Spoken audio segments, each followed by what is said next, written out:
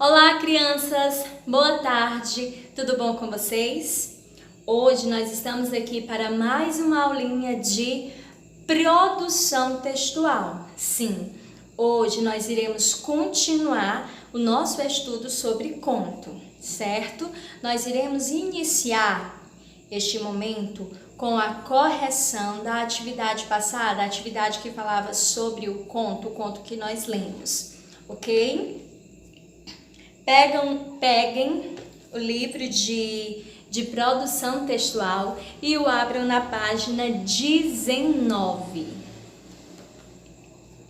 Primeira questão diz assim: a tradição de contar histórias é quase tão antiga quanto a história da humanidade.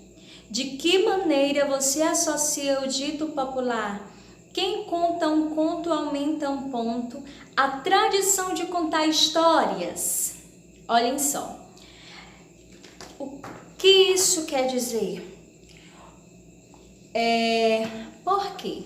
Porque os contos ouvidos, quando eles são passados adiante, cada pessoa que vai contando aquele conto, ela vai aumentando aquela história, ela vai aumentando aquele conto.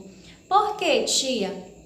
Devido ao seu propósito. Sim, devido ao propósito daquele conto. No caso, para causar algum tipo de impacto no leitor. Quem é o leitor? A pessoa que está lendo.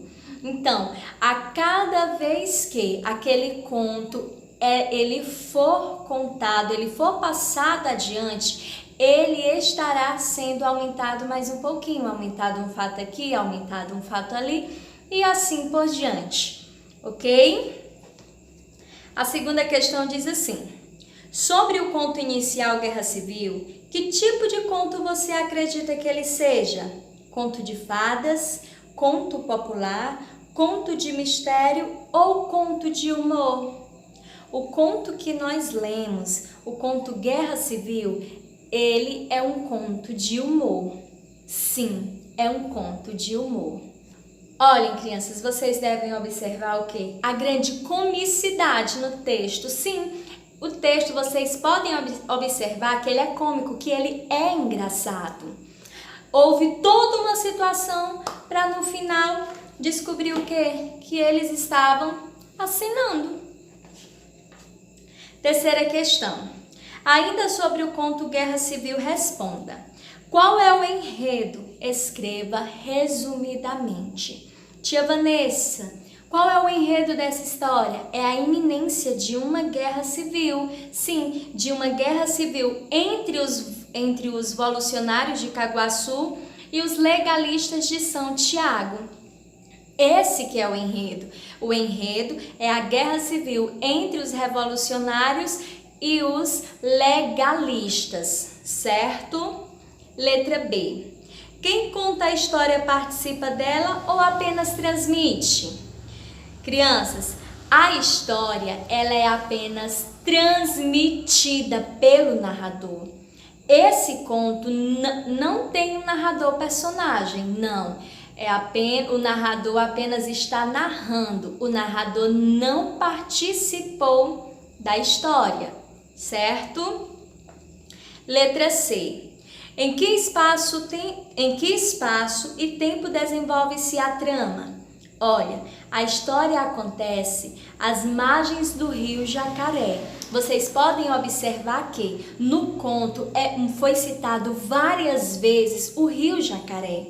A história se passa às margens do rio Jacaré, no período da noite até o amanhecer. No caso,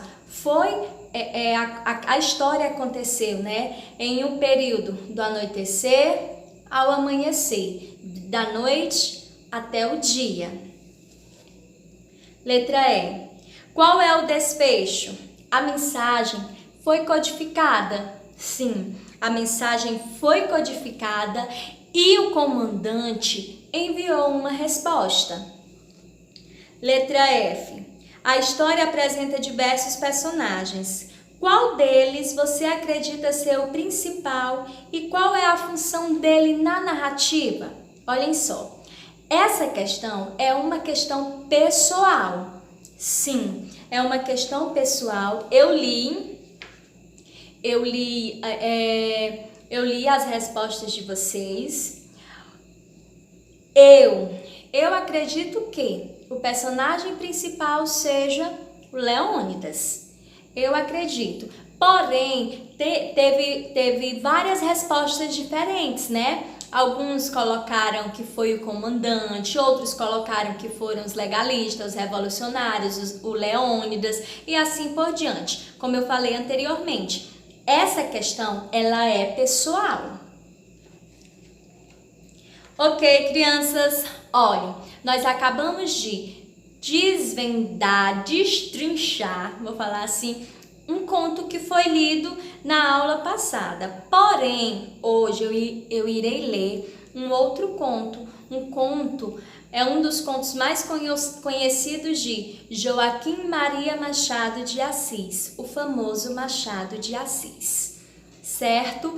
Peço que vocês acompanhem a leitura comigo. Prestem atenção. Agora é momento de vocês se atentarem à minha leitura. Vamos lá.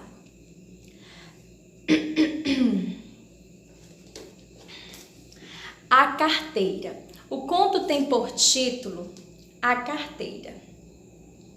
De repente, Honório olhou para o chão e viu uma carteira. Abaixar-se, apanhá-la e guardá-la foi obra de alguns instantes. Ninguém o viu, salvo um homem que estava à porta de uma loja e que, sem o conhecer, lhe disse rindo: "Olhe se não dá por ela, perdi-a de uma vez." "É verdade", concordou Honório, envergonhado. Para avaliar a oportunidade desta carteira, é preciso saber que Honório tem de pagar amanhã uma dívida, 400 e tantos mil réis, e a carteira trazia o bojo recheado. A dívida não parece grande para um homem da posição de Honório, que advoga. Mas todas as quantias são grandes ou pequenas, segundo as circunstâncias. E as dele não podiam ser piores. Gastos de família excessivos, a princípio por servir a parentes e depois por agradar a mulher, que vivia aborrecida na solidão. Baile daqui, jantar dali, chapéus, leques, tanta coisa, mas quer não havia remédio senão ir descontando o futuro. Endividou-se, começou pelas contas de lojas e armazéns, passou aos empréstimos, 200 a um, 300 a outro, 500 a outro, e tudo a crescer, e os bailes a darem-se, e os jantares a comerem-se, um turbilhão perpétuo, uma voragem. "Tu agora vais bem, não?" Diz-lhe ultimamente o Gustavo, advogado e familiar da casa. "Agora vou", mentiu Honório. A verdade é que ia mal, poucas causas de pequena monta e constituinte remissos, por desgraça perder ultimamente um processo em que fundara grandes esperanças. Não só recebeu pouco, mas até parece que ele lhe tirou alguma coisa à reputação jurídica. Em todo caso, andavam mofinas nos jornais. Dona Amélia não sabia nada, ele não contava nada à mulher, bons ou maus negócios, não contava nada a ninguém. Fingia-se tão alegre como se nada em um mar de prosperidade. Quando o Gustavo, que ia todas as noites à casa dele, dizia uma ou duas pilhérias, ele respondia com 3 e 4, e depois ia ouvir os trechos de música alemã, que Dona Amélia tocava muito bem ao piano, e que o Gustavo escutava com indizível prazer, ou jogava cartas, ou simplesmente falavam de política. Um dia, a mulher foi achá-lo, dando muitos beijos à filha, criança de 4 anos, e viu-lhe os olhos molhados, ficou espantada e perguntou-lhe o que era. Nada, nada. Compreende-se que era o medo do futuro e o horror da miséria, mas as esperanças voltaram com facilidade. A ideia de que os dias melhores tinham de vir dava-lhe conforto para a luta. Estava com 34 anos, era o princípio da carreira. Todos os princípios são difíceis e tocava a trabalhar, a esperar, a gastar, pedir fiado ou emprestado para pagar mal e as más horas. A dívida urgente de hoje são os malditos 400 e tantos mil réis. Nunca demorou tanto a contar, nem ela cresceu tanto como agora. E a rigor o credor não lhe punha a faca aos peitos, mas disse-lhe hoje uma palavra azeda com um gesto mau. E Honório quer pagar-lhe hoje mesmo. Eram 5 horas da tarde. Tinha-se lembrado de ir a um agiota, mas voltou sem ousar pedir nada. Ao enfiar pela rua da Assembleia, é que viu a carteira no chão, apanhou-a, meteu no bolso e foi andando. Durante os primeiros minutos, Honório não pensou nada. Foi andando,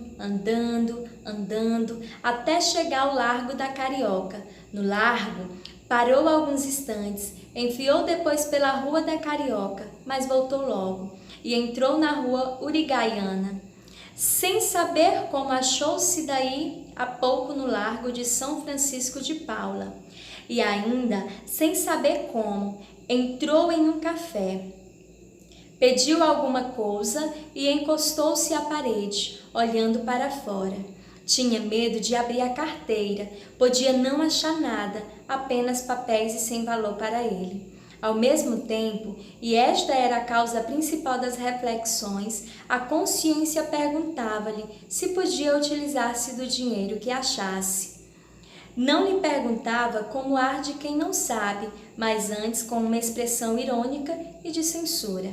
Podia lançar mão do dinheiro e ir pagar com ele a dívida? Eis o ponto.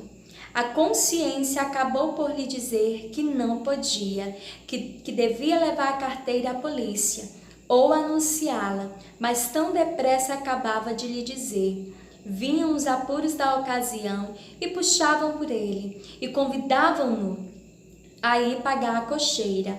Chegavam mesmo a dizer que lhe se fosse que tivesse perdido, ninguém iria entregá-la, insinuação que lhe deu ânimo. Tudo isso antes de abrir a carteira. Tirou-a do bolso finalmente, mas com medo, quase às escondidas. Abriu-a e ficou trêmulo. Tinha dinheiro, muito dinheiro. Não contou, mas viu 2 notas de 200 mil réis, algumas de 50 e 20. Calculou em 700 mil réis ou mais, quando menos 600.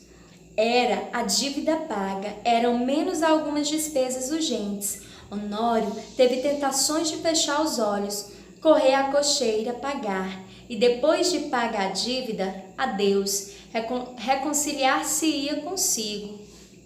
Fechou a carteira e, com medo de a perder, tornou a guardá-la. Mas, daí a pouco, tirou-a outra vez e a abriu com vontade de contar o dinheiro. Contar para quê? Era dele? Afinal, venceu-se e contou. Eram 730 mil réis. Honório teve um calafrio. Ninguém viu, ninguém soube. Podia ser uma lança de fortuna sua boa sorte, um anjo. Honório teve pena de não crer nos anjos, mas por que não havia de crer neles? E voltava ao dinheiro, olhava, passava-o pelas mãos, depois resolvia o contrário, não usar do achado, restituí-lo. Restituí-lo a quem? Tratou de ver se havia na carteira algum sinal. Se houve um nome, uma indicação qualquer, não passou a utilizar-me do dinheiro, pensou ele. Esquadrinhou os bolsos da carteira, achou cartas que não abriu, bilhetinhos dobrados que não leu e, por fim, um cartão de visita. Leu o nome. Era do Gustavo. Mas, então a carteira?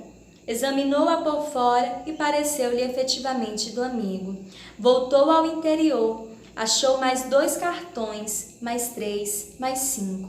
Não havia de duvidar. Era dele. A descoberta entristeceu. Não podia ficar com o dinheiro sem praticar um ato ilícito. E naquele caso doloroso ao seu coração, porque era um dano de um amigo. Todo o castelo levantado esboroou-se como se fosse de cartas. Bebeu a última gota de café sem reparar que estava frio. Saiu e só então reparou que era quase noite. Caminhou para casa. Pareceu que a necessidade ainda lhe deu uns 2 empurrões, mas ele resistiu. Paciência, disse ele consigo. Verei amanhã o que posso fazer. Chegando a casa, já ali achou o Gustavo, um pouco preocupado, e a própria Dona Amélia o parecia também. Entrou rindo e perguntou ao amigo se lhe faltava alguma coisa. Nada. Nada? Por quê? Mete a mão no bolso. Não te falta nada? Falta minha carteira, disse o Gustavo, sem meter a mão no bolso. Sabe se alguém achou? Achei-a eu, disse Honório, entregando-lhe. Gustavo pegou dela precipitadamente e olhou desconfiado para o amigo. Esse olhar foi para Honório como um golpe de estilete. Depois de tanta luta com a necessidade, era um triste prêmio. Sorriu amargamente e, como o outro lhe perguntasse onde achara, deu-lhe as explicações precisas. Mas conhecer-te-a? Não, achei os teus bilhetes de visita. Honório deu 2 voltas e foi mudar de toilote para o jantar. Então Gustavo sacou novamente a carteira, abriu-a, foi a um dos bolsos, tirou um dos bilhetinhos que o outro não quis nem ler e estendeu a Dona Amélia, que ansiosa e trêmula rasgou em 30.000 pedaços. Era um bilhete de amor.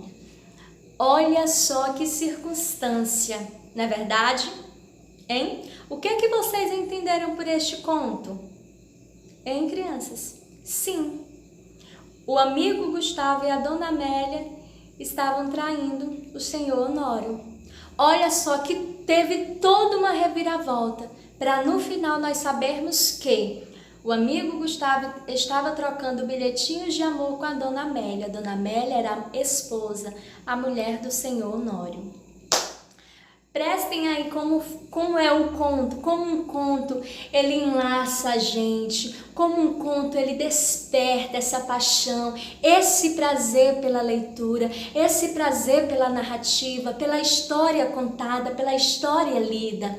A cada vez que a gente vai lendo, nós queremos ler mais, mais e mais, até saber o desfecho, até saber o final daquela história. Não é verdade? Olha, lá na página 20 diz assim: 4ª questão. Na aula passada, vocês só responderam até a 3ª. Por quê? Porque eu disse que a 4ª questão iria ficar para essa aula de hoje. Escreva o seu conto. Observe os elementos que devem haver nessa narrativa e lembre-se de que se trata de uma história ficcional, de uma história que não existe. Agora chegou a hora de vocês produzirem. Sim, agora vocês irão escrever um conto, agora vocês irão colocar a mão na massa e produzir e escrever um conto. Ok, crianças? Estou esperando ansiosamente pelos contos de vocês, porque eu quero ler, eu quero me envolver na história que vocês irão contar. Ok, meus amores? Beijinhos, até a próxima aula!